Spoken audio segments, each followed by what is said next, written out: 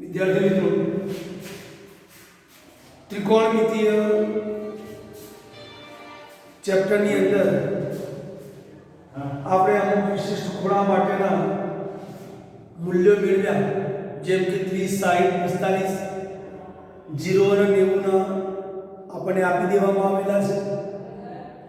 એના આધારે સ્વાધ્યાય 8.2 ના થોડાક દાખલા ગણેલા. બાકીના દાખલા સરળ છે, ખાલી જગ્યાઓ છે. ત્રીજો દાખલો, બીજો દાખલો, એટલે હું એવો પડતો નથી. કોર્સ ઘણો છે એટલે આપણે આગળ જઈએ છીએ. હવે પછીનો ટોપિક છે કોટિકોણના ત્રિકોણમિતિય ગુણોત્તરો. પહેલા તો આપણે સમજવું પડે કે what is the meaning of કોટિકોણ. ધોરણ 8 કે 9 ની અંદર ક્યાં કોટિકોણનો ઉલ્લેખ થઈ ગયો છે, તમને વ્યાખ્યા ખબર હોય. જે બે ખૂણાના માપનો સરવાળો 90 થાય, જે બે ખૂણાના માપનો સરવાળો 90 થાય તે બે પરસ્પર કોટિકોણ છે એમ કહેવાય. જે બે ખૂણાના માપનો સરવાળો 90 થાય તે બે પરસ્પર કોટિકોણ છે એમ કહેવાય.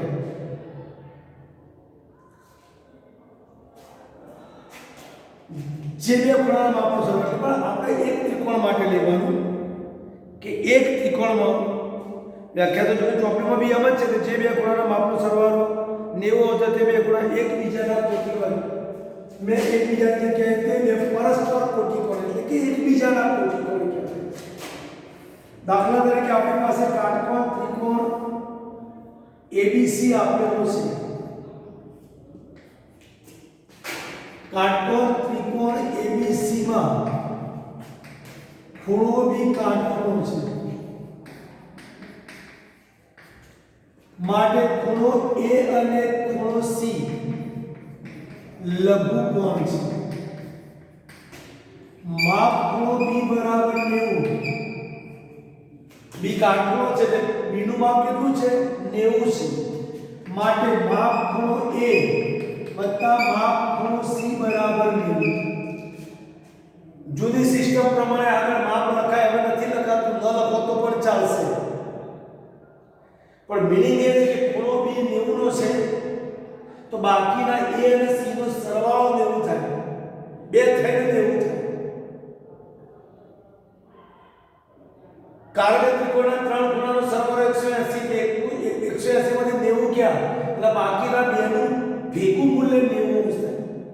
તો B A અને ખૂણો C કોટિકોણ કહેવાય. માટે ખૂણો A અને ખૂણો C કોટિકોણ છે. આપણો ટોપિક છે કોટિકોણના ત્રિકોણમિતિય ગુણોત્તરો. કોટિકોણના ત્રિકોણમિતિય ગુણોત્તર એટલે શું? આ કોટિકોણના ત્રિકોણમિતિય ગુણોત્તરો સાથે શું સંબંધ છે તો જોઈએ આપણે. માની લઈએ થોડી વાર માટે કે આનું મૂલ્ય થીટા છે. અહીં ખૂણો C બરાબર થીટા, આનું મૂલ્ય થીટા છે. માટે ખૂણો A બરાબર કેટલું? આનું મૂલ્ય કેટલું? આ સમીકરણની અંદર આપણે મૂકીએ A નું મૂલ્ય ખૂણો A વત્તા C ની જગ્યાએ થીટા બરાબર 90. માટે ખૂણો A બરાબર 90 માઈનસ થીટા. આ થીટા પેલી બાજુ જાય એટલે A નું મૂલ્ય 90 માઈનસ થીટા થાય. C નું મૂલ્ય થીટા તો A નું મૂલ્ય 90 માઈનસ થીટા. કેમ? કારણ કે A અને C ના બંનેના મૂલ્યનો સરવાળો 90 છે. એ પૈકી C થીટા છે તો A ને બનાવવા કરતા થીટા પેલી બાજુ જાય એટલે 90 માઈનસ થીટા થાય એટલે A થીટા થાય. આ મેઈન વસ્તુ છે. હવે તમે મિત્રો જાણો છો કોઈ એક ખૂણાના લગતા ગુણોત્તરો આપણે લઈએ તો આટલી વસ્તુ જરા બરોબર ધ્યાનથી સમજી લો. જેનો હું રિમૂવ કરું, ભૂસી નાખું આ કેવી રીતે આવ્યું 90 θ એનો થિયરમ છે સમજી ગયા ઓકે હવે આને આપણે પૂછી નાખીએ છે a નું મૂલ્ય 90 θ અને c નું મૂલ્ય θ છે એવું આપણી પાસે ક્લિયર થઈ ગયું હવે લઘુકોણ c લઘુકોણ ને ધ્યાનમાં લઈને રાખીને ત્રિકોણમિતિય ગુણોત્તરો ત્રિગુણોત્તરો એ આપણે જાણીએ છીએ પહેલું લઈએ sin θ c એટલે θ મૂલ્ય લીધું તો સામેની બાજુ AB ભાગ્યા કર્ણ AC ચલો cos θ તો cos θ એટલે પાસેની બાજુ BC ભાગ્યા કર્ણ AC tan θ તો કે સામેની બાજુ AB ભાગ્યા પાસેની બાજુ BC ચલો cosec θ એટલે સાઈડ નું વ્યસ્ત AC ભાગ્યા AB ચલો sec θ એટલે cos નું વ્યસ્ત AC ભાગ્યા BC અને cot θ એટલે tan નું વ્યસ્ત BC ભાગ્યા AB હવે આ બધું આપણા માટે રૂટીન થઈ ગયું મિત્રો એટલે એની જવાબો પડતા નથી આ કોને ધ્યાનમાં રાખીને થોડા સીને ધ્યાનમાં રાખીને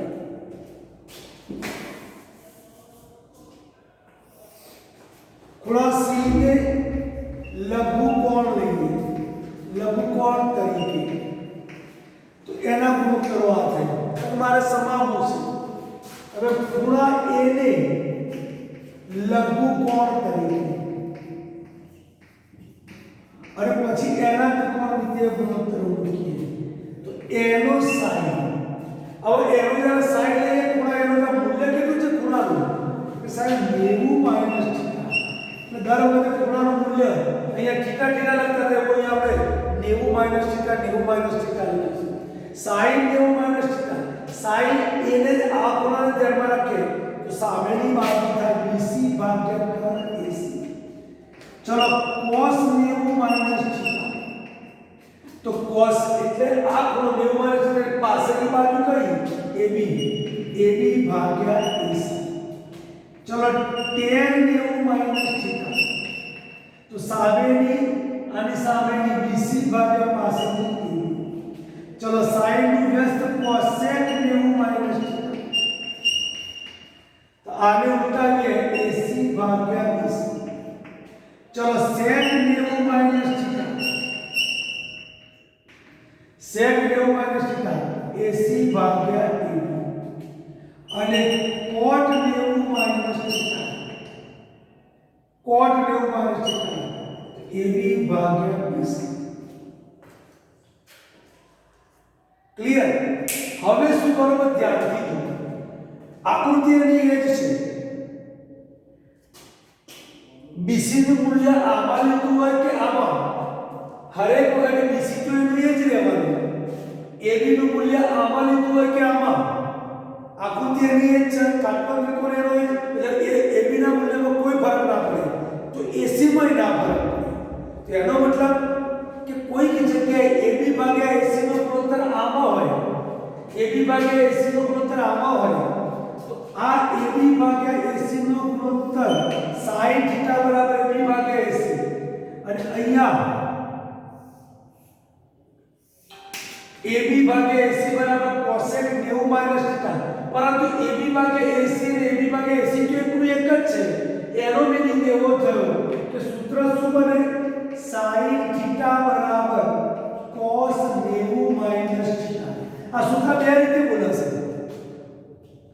cos 90 θ sin θ એમ તૈયાર કરો તો પણ વેલિડ છે અને sin θ બરાબર cos 90 θ એમ બોલો તો પણ બરોબર છે ચાલો એ જ રીતે BC ભાગ્યા AC એક આ ગુણોત્તર અને એક આ ગુણોત્તર BC ભાગ્યા AC એમ એ જ છે તો નવું સૂત્ર બન્યું કે આપણી પાસે cos θ બરાબર sin 90 θ મિત્રો બસ બધા આ રીતે સૂત્રો છે AB ભાગ્યા BC શોધી કાઢો AB ભાગ્યા BC ક્યાં છે AB ભાગ્યા BC અને અહીંયા છે AB ભાગ્યા BC તો સૂત્ર શું થયું tan થીટા બરાબર cot 90 માઈનસ સમજાય છે ઓકે હવે cosec AC ભાગ્યા AB તો કે AC ભાગ્યા AB અહીંયા છે AC ભાગ્યા સોરી AC ભાગ્યા AB નીચે છે અને અહીંયા AC ભાગ્યા AB એટલે cosec અને sec cosec થીટા બરાબર sec 90 માઈનસ એટલે આ પણ પૂરું થઈ ગયું cosec થીટા બરાબર ચલો sec અને AC ભાગ્યા BC તો AC ભાગ્યા BC એ અહીંયા છે આપણી પાસે જે આપણે પેલા ભૂલથી કરી નાખી એ તો અહીંયા sec થીટા બરાબર cosec 90 માઈનસ અને છેલ્લે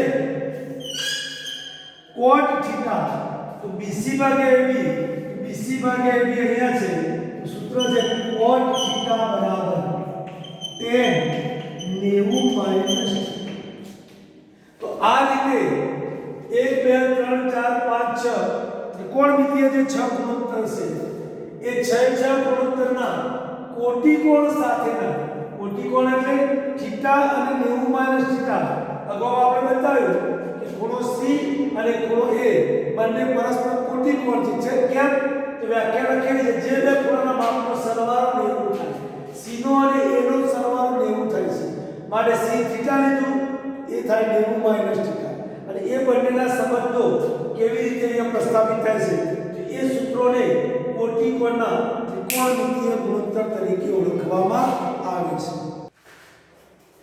વિદ્યાર્થી મિત્રો એટલે આપણી ચોપડીની અંદર આ સૂત્રો આ રીતે આપેલા છે cos 90 minus theta sin theta sin 90 minus theta cos theta cot 90 minus theta tan theta તો આમ બોલો કે આમ કોઈ ફરક પડવાનો નથી ફક્ત કોટિકોણીય મૂલ્યમાં sin cos હોય cos sin હોય tan cot હોય cosec sec હોય sec cosec હોય cot tan હોય આટલું યાદ રાખીશું હવે એ જુઓ તમે આનો ઉપયોગ કરીને એક વસ્તુ બતાવું તમને ત્રિકોણ ABC માં ખૂણો B કાટખૂણો છે ખૂણો C નું મૂલ્ય 30 છે કોટિકોણના નિયમ પ્રમાણે A નું મૂલ્ય થાય 60 ઓ મારે આ સૂત્ર ચેક કરવું છે કે મારી પાસે સૂત્ર છે sin થીટા બરાબર cos 90 માઈનસ થીટા અથવા બુક પ્રમાણે જઈએ તો cos 90 minus theta sin theta કોઈ ફરક પડશે નહીં ચલો sin થીટા તરીકે આપણે આ લેવું છે ડાબા બરાબર sin theta therefore sin theta એટલે કેટલા લેવાના 30 sin 30 ની કિંમત આગલા લેક્ચરમાં પેલો જે કોઠો બનાવ્યો છે અથવા તમારી ચોપડીમાં જે કોઠો છે એમાં જુઓ તો sin 30 ની કિંમત છે 1/3 આ પરિણામ 1 થયું આની કિંમત આ મૂલ્ય પ્રમાણે હવે જવાબ બરાબર cos 90 માઈનસ થીટા તો અહીંયા cos 90 ના 90 પણ મિત્રો થીટા એટલે કેટલા 30 તો 30 ની કિંમત મૂકી હવે જુઓ cos 90 માંથી 30 ગયા તો 60 હવે કોઠાની અંદર જુઓ cos 60 ની કિંમત તો એ પણ 1/3 તો પરિણામ 1 અને પરિણામ 2 ની કિંમત 1/3 આવે છે એનો મતલબ એમ કે sin 30 આનો મતલબ શું થાય sin 30 બરાબર cos 60 આ sin 30 ની કિંમત 1/3 બરાબર cos 60 ની કિંમત 1/3 પણ હવે આને સાથે સરખાવવું છે તો શું કરીશું sin 30 બરાબર cos 60 પણ cos મળ્યા કેવી રીતે sin કે 90 માંથી 30 બાદ કરીએ ત્યારે તો આ સૂત્ર sin θ બરાબર cos 90 θ એટલે શું તો કે sin 30 બરાબર cos 90 માઈનસ 30. માનો કે તમારી પાસે કોઈ જગ્યાએ sin 70 આવે, sin 70 તો sin થીટા એમ કહેવાય, આ sin થીટા તો એના બરાબર બીજું સૂત્ર શું થાય? cos 90 minus 30. આ થીટા છે એ જ થીટા એ લખવાનું, પણ ખરેખર એનું સાદું રૂપ શું થાય? sin 70 બરાબર cos 90 માંથી 70 જાય તો કેટલા અંશ? 8 અંશ. એટલે sin 70 બરાબર cos 8 થાય એ એની સરખામણી કરવા માટે ચાલે છે. એટલે આ 8 આવ્યા કેવી રીતે? તો કે 90 માંથી આ થીટા બાદ કરવાના ત્યારે 8 લાખ આવી શકે. એટલે તમારે આગળ આવીમાં દાખલા કરવાના કે તમે 8 ને બધી દાખલો આપેલો હોય તો એની સાથે કેવી રીતે એની બાદબાકી કરીને લાવવું એ અગત્યનું રહ્યું છે. જેમ કે આપણે એક ઉદાહરણ જોઈએ. ઉદાહરણ નંબર 9.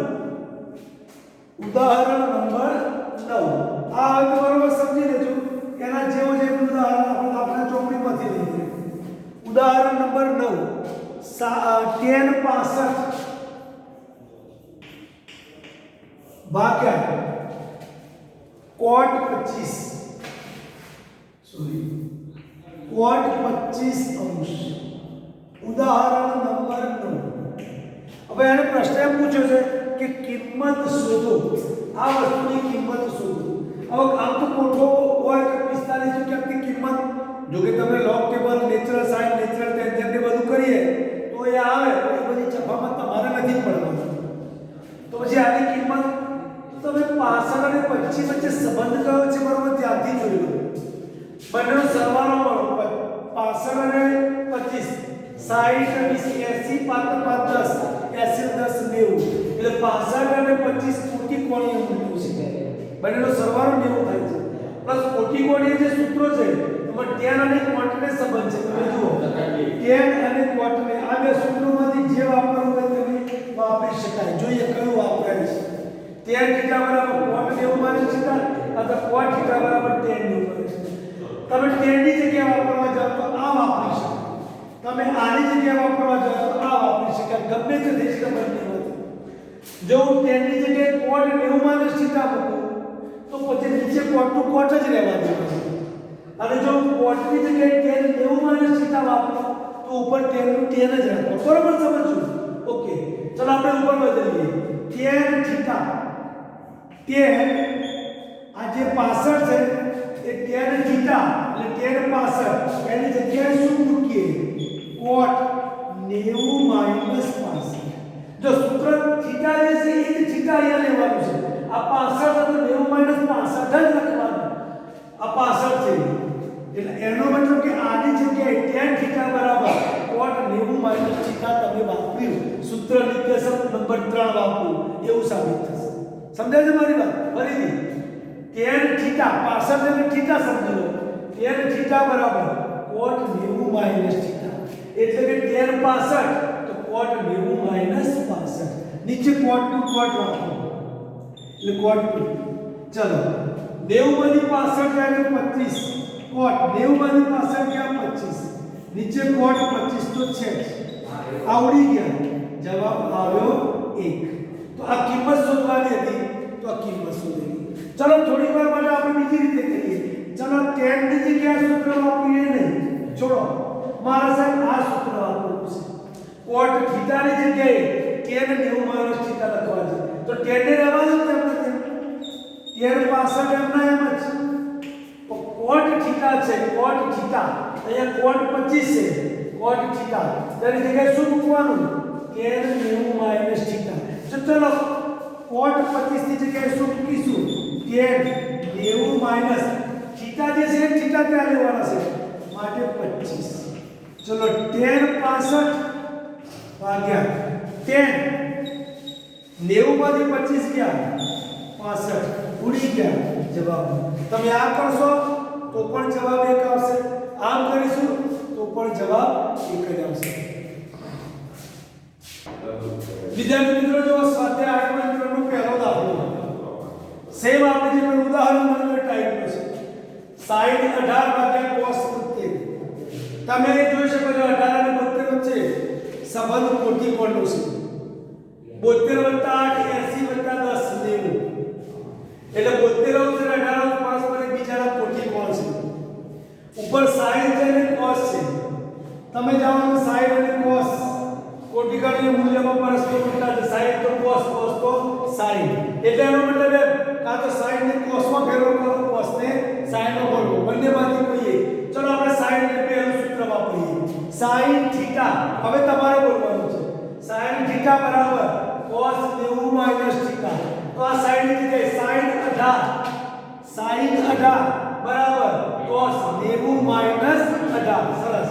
તો અહીંયા લખીશું cos 90 માઈનસ 18 ભાગ્યા cos 72. ચલો cos 90 માઈનસ 18 કરીશું તો ત્યાં આવશે 72 ભાગ્યા cos 72. આ બંને ઉડી ગયા, જવાબ આવી ગયો 1.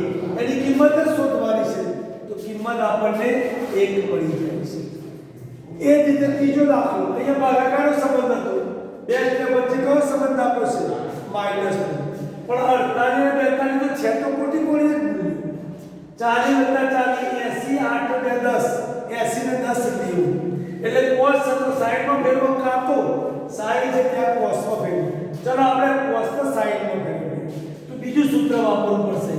cos 48 cos theta. cos theta બરાબર sin 90 માઈનસ થીટા. માટે cos 48 બરાબર sin 90 માઈનસ 48.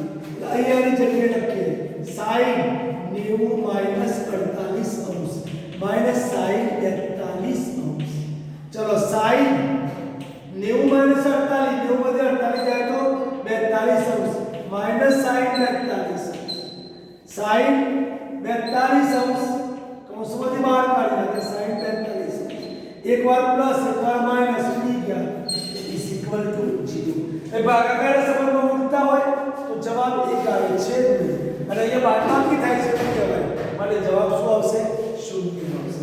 હવે દાખલા નંબર બીજાનો પહેલો દાખલો. અમે દાખલા જોયેલો ત્યારથી તો હું એને રિમૂવ કરી દઉં, એની કાઢલા પર તમને ગણવામાં કે સમજવામાં ક્લિયર થઈ ગયું. બરોબર? ઓકે.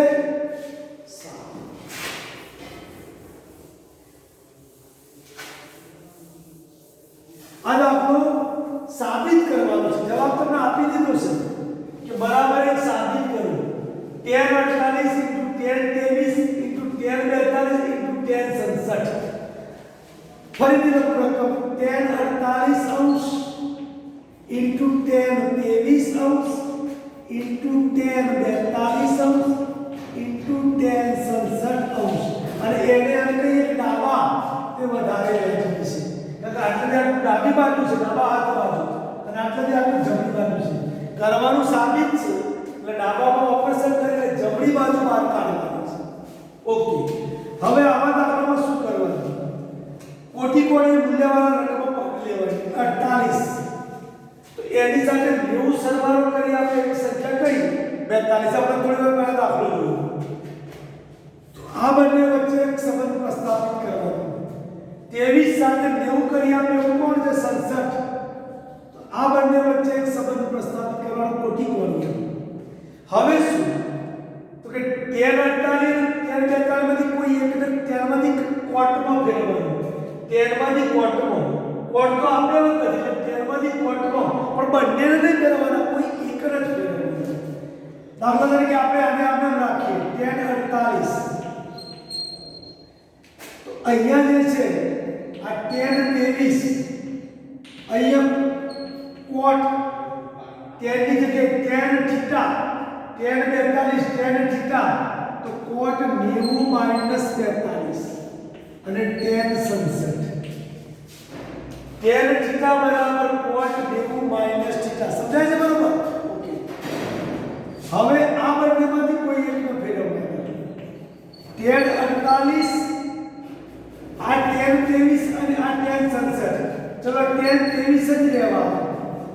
અહીંયા કોટ અને બાદબાકી કરતા હો. ચલો 90 માંથી 42 ગયા 48 અને અહીંયા tan માંથી કોટમાં ફેરવો tan 67 કોટ 90 માઈનસ 67 એટલે tan 48 tan 23 cot 48 અને cot 90 માંથી 67 ગયા તો 23. એટલે તમે જો આ રકમ tan હતા એમાંથી આ બંને પાછળવાળા cotમાં રૂપાંતરિત થઈ ગયા. હવે તમે જાણો છો કે tan અને cot પરસ્પર વ્યસ્ત મૂલ્યો છે. આ cot 48 એનું વ્યસ્ત મૂલ્ય મૂકો તો શું થાય 1/tan 48 કે 1/tan 48 એ cot નું વ્યસ્ત tan છે. આ cot નું વ્યસ્ત 1/tan 23 સમજી જશે.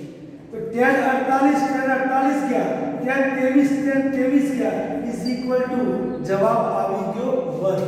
ડાબા અને જવાબ આવી ગયો જવાબ. તો ડાબા અને જવાબ અહીંયા સરખા થાય છે.